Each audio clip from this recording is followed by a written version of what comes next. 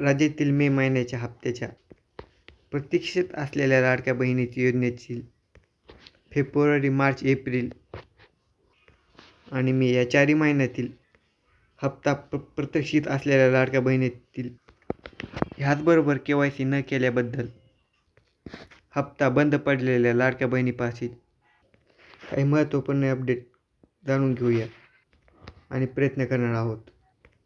मित्रांनो, मुख्यमंत्री लाडकी बहीण योजनेअंतर्गत KYC न केलेल्या महिलांबाबत अनेक साऱ्या महिला अपात्र झालेल्या आहेत. KYC केली आणि KYC चुकली.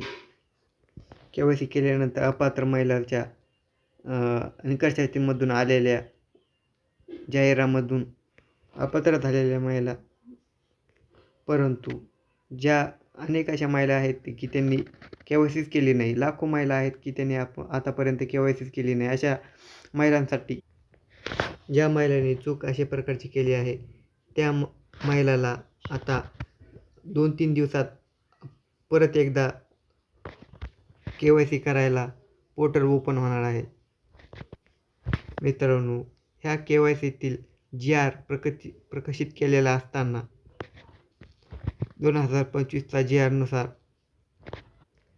प्रत्येक वर्षी जून महिन्यातील 2 महिने हे KYC करण्यासाठी असे निष्कर्ष आहेत, ज्यासाठी ह्याच महिन्यात लाडक्या बहिणीतील KYC करून प्रत्येक वर्षी जून महिन्यामध्ये KYC चालू होत आहे.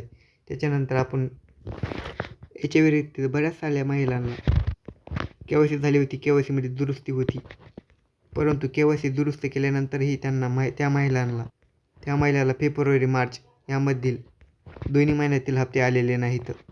या महिन्याला फेब्रुवारी, मार्च आणि एप्रिल ह्या दोन्ही महिन्यातील लाभार्थ्यांना पैसे आलेले नाहीत. अशा काही ज्या महिला लाभार्थी प्रतीक्षित आहेत, एकत्रित किंवा मानधन येणाऱ्या या मे महिन्याच्या हप्ता वितरित करण्यात दिलं जाणार आहे.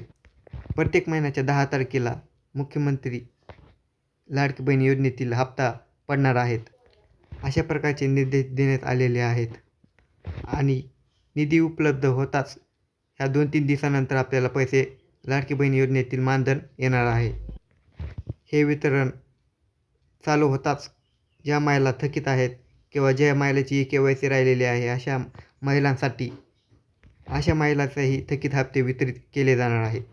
या हप्त्याचे असे महिला वाट बघत आहेत त्या महिलांसाठी किंवा आपण अपात्र आहोत अशा भ्रमात असलेल्या महिलांसाठी अशा महिलांना हप्ता मिळणार आहे. जर तुम्हाला हप्ते येत असतील किंवा पोर्टलवर लॉग इन केलेला असेल, तुमचे स्टेटस पोर्टलवर सुद्धा चेक करू शकता.